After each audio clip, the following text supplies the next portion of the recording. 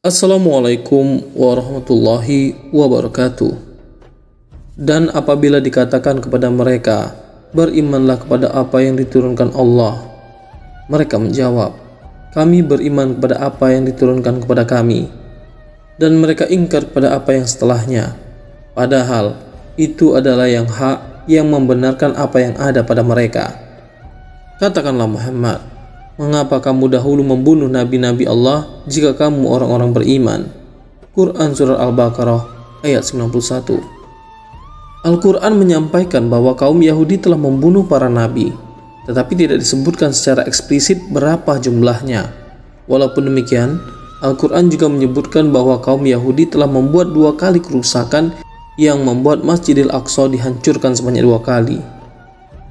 Dan kami tetapkan terhadap Bani Israel dalam kitab itu, kamu pasti akan membuat kerusakan di muka bumi ini 2 kali, dan pasti kamu akan menyombongkan diri dengan kesombongan yang besar.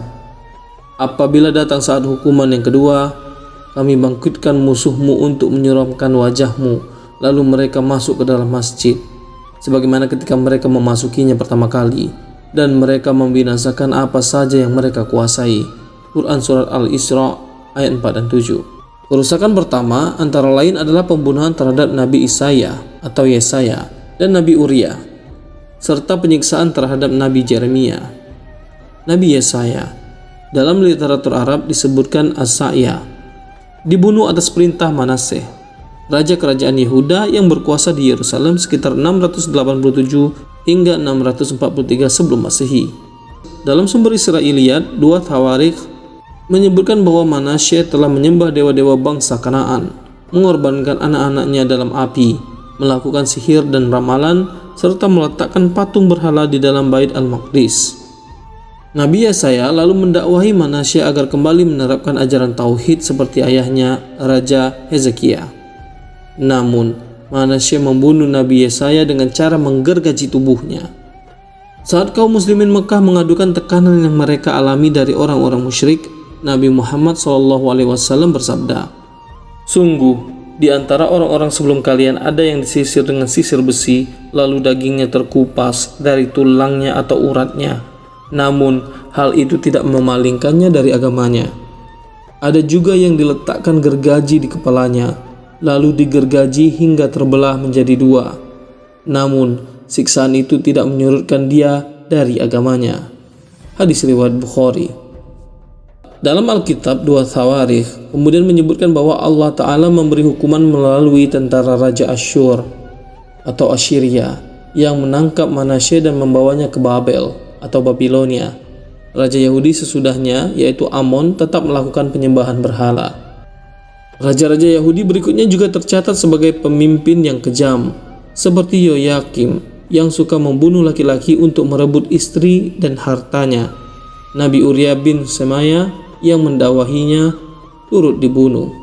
Begitu pula raja kerajaan Yehuda terakhir, Zedekia, yang menyiksa dan memenjarakan Nabi Yeremia di dalam sumur. Kerajaan Yehuda pun berakhir saat Nabi Yeremia dipenjara. Raja Babilonia, Nebukadnezar II, menghancurkan Yerusalem pada 587 sebelum Masehi. Bait Al-Maqdis ikut dihancurkan dalam serangan tersebut. Kerajaan Babilonia runtuh pada 539 sebelum Masehi setelah ditaklukkan Sirus, Raja Persia dari dinasti Achaemenia. Sirus kemudian memerintahkan untuk membangun kembali Bait Al-Maqdis. Beginilah perintah Sirus, Raja Persia. Segala kerajaan di bumi telah dikaruniakan kepadaku oleh Tuhan, Allah semesta langit. Ia menugaskan aku untuk mendirikan rumah baginya di Yerusalem yang terletak di Yehuda. Orang-orang Yahudi kembali menjadi pemimpin di Yerusalem, diantaranya adalah Nabi Uzair. Setelah berlalu sekian waktu, orang-orang Yahudi pun melakukan kerusakan yang kedua. Di antaranya adalah pembunuhan terhadap Nabi Yahya dan percobaan pembunuhan terhadap Nabi Isa alaihissalam. Nabi Yahya dibunuh karena menegur Herodes Antipas, raja Yahudi yang menjadi bawahan Romawi. Herodes Antipas menikahi mantan istri saudaranya, padahal saudaranya tersebut masih hidup, di mana hal ini melanggar hukum Taurat. Sedangkan Nabi Isa hendak dibunuh karena kerap mengkritik ahli-ahli Taurat dan imam-imam Bait Al-Maqdis di masanya. disebabkan perbuatan mereka tidak sesuai dengan apa yang mereka ajarkan. Nabi Isa alaihissalam juga berkata kepada ahli-ahli Taurat di masanya, "Celakalah kamu, sebab kamu membangun makam nabi-nabi, tetapi nenek moyangmu telah membunuh mereka. Dengan demikian, kamu mengaku bahwa kamu membenarkan perbuatan-perbuatan nenek moyangmu, sebab mereka telah membunuh nabi-nabi itu dan kamu membangun makamnya." Saat seorang yang diserupakan dengan Nabi Isa ditangkap dan dibawa ke Sanhedrin, imam-imam Yahudi mencari kesaksian palsu supaya ia dihukum mati, termasuk menuduhnya hendak merubuhkan Bait Al-Maqdis. Namun, Allah Ta'ala menyelamatkannya sebelum peristiwa tersebut. Tetapi Allah telah mengangkat Isa ke hadiratnya. Allah Maha Perkasa, Maha Bijaksana. Quran Surat An-Nisa ayat 158. Allah kemudian menghukum orang-orang Yahudi ketika Romawi menyerang Yerusalem pada tahun 70 Masehi. Bait Al-Maqdis ikut hancur dalam serangan tersebut. Bait Al-Maqdis kembali dibangun setelah pasukan muslim di masa Khalifah Umar bin Khattab menaklukkan Yerusalem pada 637 Masehi. Pada masa Nabi Muhammad SAW, beberapa kali orang-orang Yahudi menghasut suku Aus dan Khazraj yang telah masuk Islam dengan membangkitkan kembali dendam kesumat di masa jahiliyah. Di antara tekanan kaum Yahudi di Madinah adalah berpura-pura masuk Islam. Mereka juga mengada-adakan hal yang ditiadakan dalam Islam. Segolongan lain mencoba memojokkan Islam dengan memperdebatkan, menyebarluaskan prasangka, dan mencoba mengepung Islam dengan pertanyaan-pertanyaan seperti apa itu Allah, apa itu ruh. Jika Allah menciptakan makhluknya, siapakah yang menciptakan Allah? Masih banyak pertanyaan tak masuk akal lainnya yang ditujukan guna mengembalikan umat Islam kepada kekufuran.